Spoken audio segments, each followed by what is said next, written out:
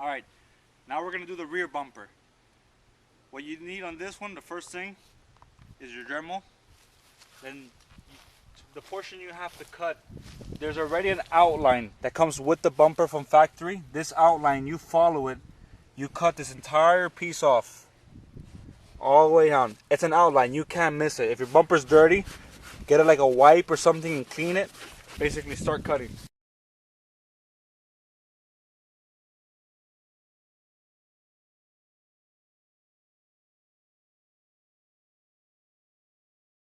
As you can see, this portion is completely cut.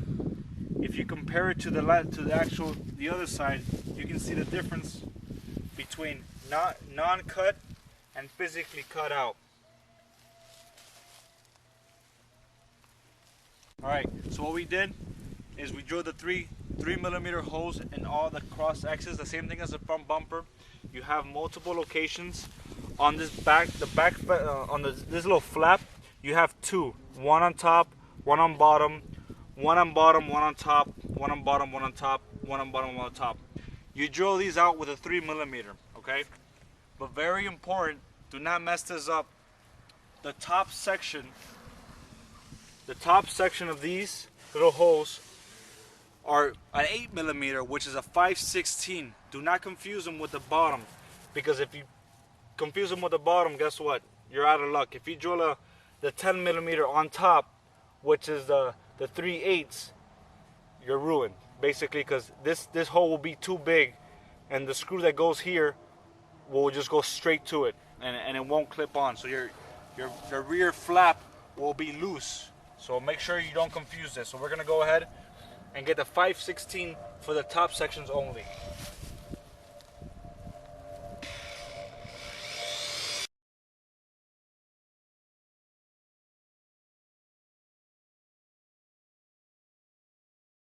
Okay, so I've switched to the 3/8 now.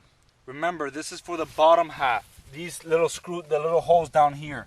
Do not do the top ones with the 3/8 because you will mess up the FHP kit. You do not want to do that. So only for the bottom and the sides, which I'll show you now. We're gonna do the bottom piece now.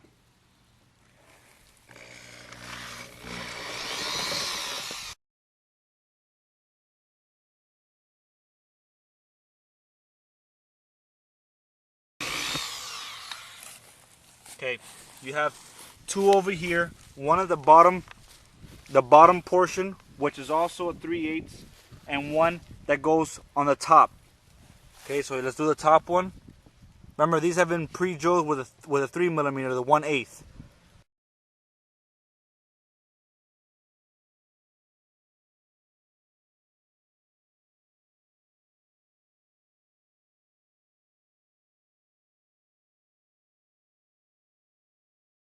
Okay, the last drill portion is gonna be the 1/8. This is for the small screw that goes on the side of the bumper, the same thing as the front.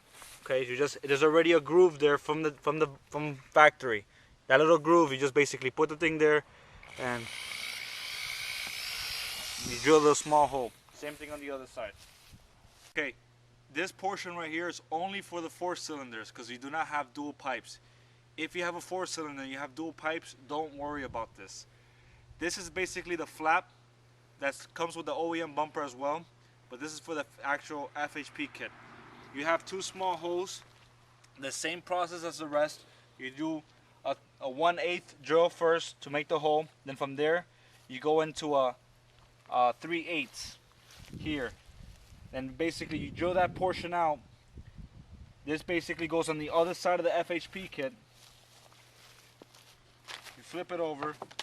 The 2 holes will be here. You basically just install this right here, and it makes it, as you can see, you won't have the exhaust piece, so it covers it up just like that. So it'll basically it'll look clean, just like you have it now. Okay, same process as the front bumper. The Scotch tape, you get a little small piece, you fold just the tip of the Scotch tape. You get the heat. I'll do this one right here since it's easier. You get half of it. You get the other side. You tape it. Boom. That way, when you go over, it'll be an easy pull out, so you can take the adhesive off. Okay, these are the hardware clips that come with the kit. Make sure again that you get the flat surface towards towards the outside of this bolt. The one that has a groove goes in the inside. On the FHP kit itself, not the bumper, but the kit, there's four brackets, 1, 2, 3, and 4. So make sure the flat portion is on this side, not the inside. You just basically slide this in. As you can see, this is very loose. When you go to install this, be very careful that you make sure this is still on, because if it comes out, when you go to screw it in, it will not screw into anything and you're screwed. You will have one missing screw.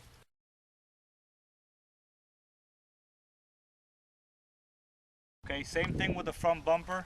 You have to get the clips for the little string. You just basically slide it in and make sure you grab it and you pull as hard as you can. Get the clip and make sure you get it tight. Same thing on the other side. Just pull as hard as you can. One of the final steps is getting the clips that the actual kit came with. There should be 4 of these. You just basically, on the holes that you made, you basically just go here. It's going to be a little tight. Just make sure you get them all the way in and then clip it in place. Okay, from the hardware, you get 1 self-tapping screw. There should be 4, and 4 of these washers. Okay, you get this, and basically the inner portion of the bumper, which is that we're upside down right now, so this is basically the inside and this is the tip. This portion right here, you have to get the self-tapping screw and the actual drill. I would recommend using the drill because using the hand will be much harder. You basically get it, you put it in. Make sure you don't overdo it because you'll strip the bolt. Remember, there's 4 of these.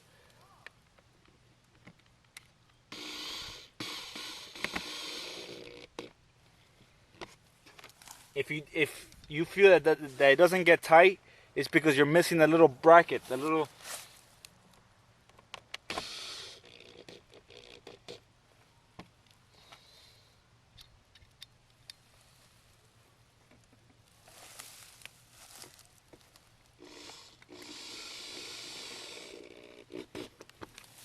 That's it. Okay, there's another portion to this. In the hardware, you get 2 of these long screws. You get 2 of these plastic washers or a spacer, and you get a metal spacer. This metal spacer will be going into the plastic like this. This is the bottom portion of the bumper.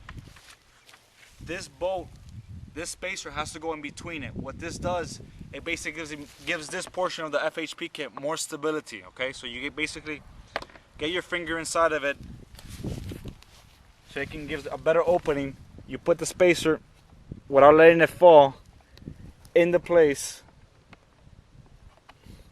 and now you can see that it's actually very stiff. You get the bolt from the bottom piece in, and you get the actual nut. And we'll tie this down with a 10mm in a few seconds. Okay, so these little plastic pieces are spacers that come with the hardware. This is just in case the bottom portion of the FHP kit has a space between the actual FHP kit and the bumper itself. So you place this, you really will only need 2 of these. They give you an excessive amount just in case you have a messed up bumper or something, I don't know.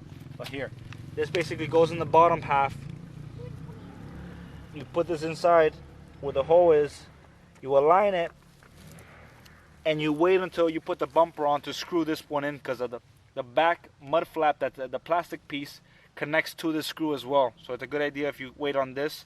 You can go ahead and screw the top piece if you like, but I would recommend waiting on the bottom one. Okay, once you have the bumper on, everything back on, you can go ahead and remove the Scotch tape that I have, whatever tape you use. Make sure you verify slowly which side it comes off. This one goes this way. You press it,